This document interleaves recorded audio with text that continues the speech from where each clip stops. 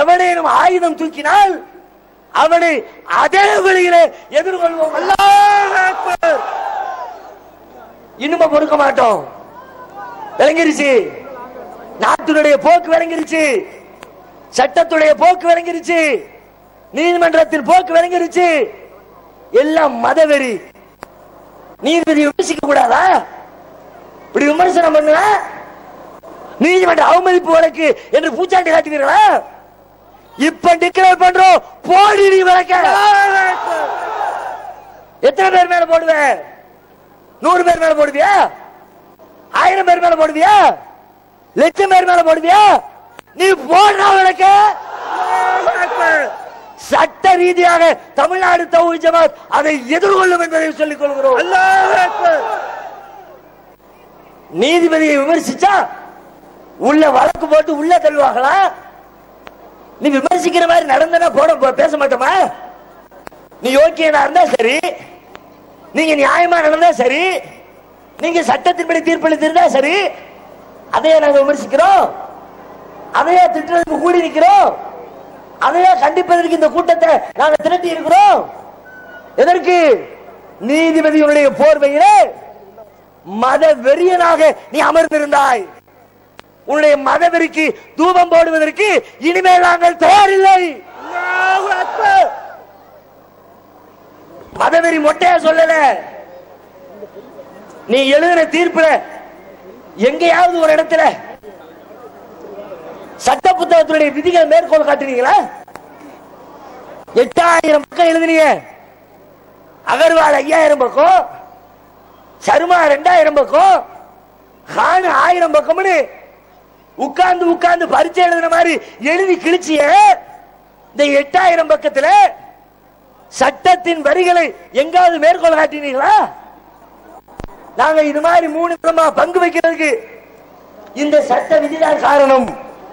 எனவே நாங்கள் இப்படி தீர்ப்பளிக்கிறோம் சொன்னா மனசு ஆறும். நாங்க நீதிமன்றத்தை ஒத்துக்க மாட்டோமா? நீதிபதிகளுக்கு கட்டுப்பட மாட்டோமா? கடந்த கால வரலாற்றை புரட்டிப்பார். 1722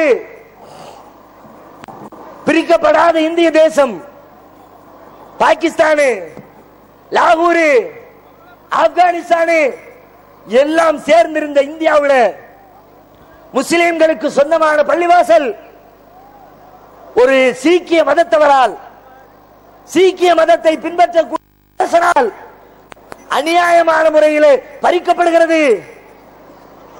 முஸ்லிம்கள் ஒன்றும் பண்ண முடியல. அன்னைக்கு சிறுபான்மையினராக இருந்தோம்.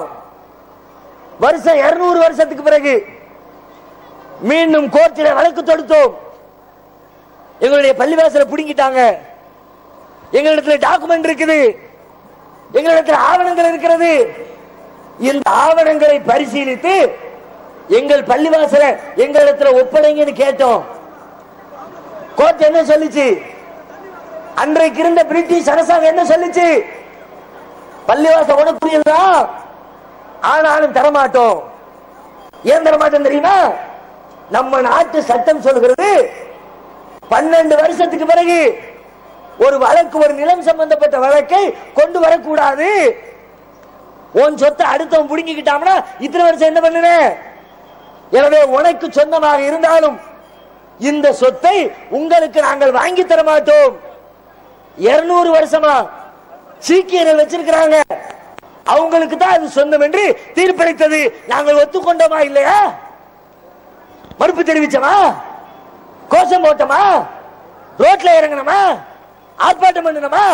ஏன் பண்ணல? சட்டத்தின்படி தீர்ப்பளித்தார்கள். பள்ளிவாசல் எங்களுக்கு இல்லை என்று சட்ட புத்தகத்தை மேற்கோள் காட்டி தீர்ப்பளித்தார்கள். நீ அது மாதிரி சொல்லி கட்டுப்படுறோம். நீதிமன்றத்துக்கு கட்டுப்படக்கூடிய கூட்டம் நாங்கள். சட்ட புத்தகத்தை தூக்கி எறிஞ்சு விட்டு உன் மதவெறி அடிப்படையில் வேதத்தை மேற்கோள் காட்டுற என்ன வேதமா? அந்த நாளில் அவர் சொல்றாரு சர்மா, அந்த நாளில் எந்த இருப்பும் இருக்கவில்லை, எந்த இருப்பின்மையும் இருக்கவில்லை, எப்படி தோன்றியது தெரியவில்லை, இந்த பூலோகம் வாழவில்லை, பூலோகத்தை தாண்டி இருக்கிற பிரபஞ்சம் உருவாகவில்லை, அது யார் எப்படி என்று எனக்கு தெரியாது என்று ரிக்வேதத்தை மேற்கோள் காட்டிய அதுல சொல்லப்பட்ட உனக்கு புரிஞ்சுச்சா? இந்த நாட்டு மக்களுக்கு புரிஞ்சுதா? இது மாதிரி வேதத்தை மையமா வச்சு தீர்ப்பளித்தால் இறுதியாக எச்சரிக்கிறோம், முதலும் கடைசியுமான தீர்ப்பு. இதற்கு மேல எவனாவது ஒருத்த மதத்தை தூக்கிட்டு சட்டம் வந்த களத்திலே இறங்கி சட்டத்தின்படி தூக்கிலேற்றுவோம். அரசுக்கு சொல்லுகிறோம், ஆளுகிற காங்கிரஸ் அரசுக்கு சொல்லுகிறோம், இந்த அநியாய நீதிபதிகள் மீது பாராளுமன்றத்திலே வாக்கெடுப்பு நடத்தி உடனடியாக இவர்கள் டிஸ்மிஸ் செய்யப்பட வேண்டும். உச்ச நீதிமன்றத்துக்கு சொல்லுகிறோம், நீயே பார்க்கிற அலகாபாத் கோர்ட்டுடைய அயோக்கியத்தனத்தை உச்ச நீதிமன்றம் பார்க்குது, நீங்களே கண்டிக்கிறீங்க. எங்களுக்கு இன்னும் மிச்சம் இருக்கிறது. உரிமையை பறிச்சாலும் ஆயுதத்தை தூக்க கூடாது, தீவிரவாதத்தை வளர்க்க கூடாது என்ற எண்ணத்தில் ரோட்ல இறங்கி போராடுகிறோமே. உச்ச நீதிமன்றத்துக்கு சொல்றோம், எங்களுடைய இந்த அறவழி போராட்டம் தொடர வேண்டும் என்றால், நாங்கள் தீவிரவாதிகளாக மாறக்கூடாது என்றால் உச்ச நீதிமன்றம் இந்த வழக்கை கையில் எடுத்து முறையாக விசாரித்து சட்ட ரீதியாக நீதி வழங்க வேண்டும் என்ற கோரிக்கையை உச்ச நீதிமன்றத்துக்கு சொல்லி நிறைவு செய்கிறேன். அஸ்ஸலாமு அலைக்கும் வரஹ்மத்துல்லாஹ். ராமர் பிறந்தார் என்றாயே, உன் பாட்டன் பிறந்த இடம் ஏது? உன் பாட்டன் பிறந்த இடம் ஏது? சொல்ல உனக்கு திராணி உண்டா? சொல்ல உனக்கு திராணி உண்டா?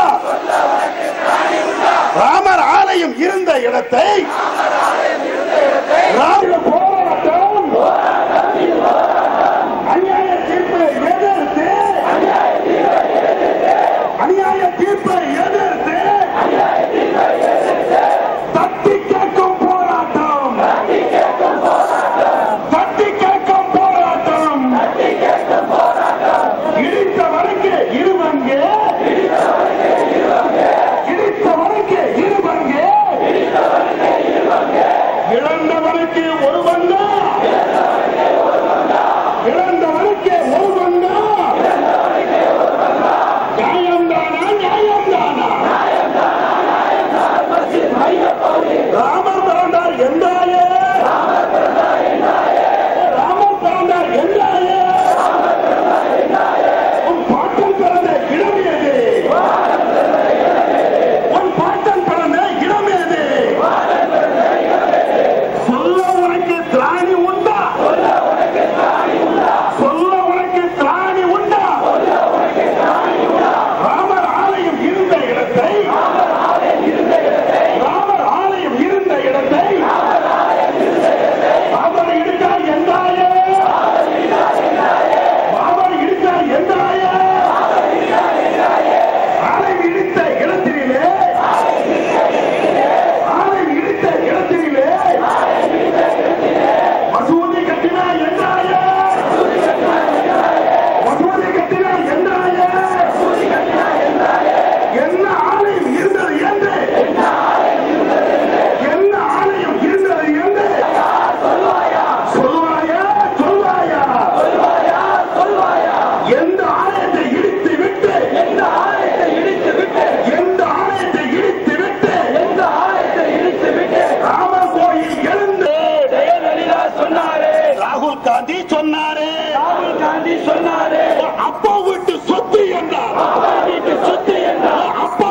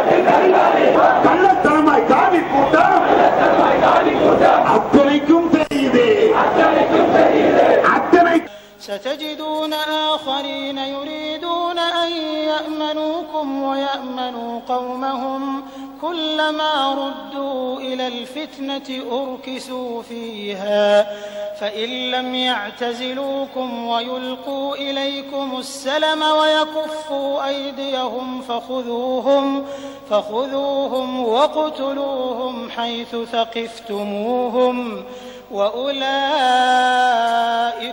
جعلنا لكم عليهم سلطانا. الله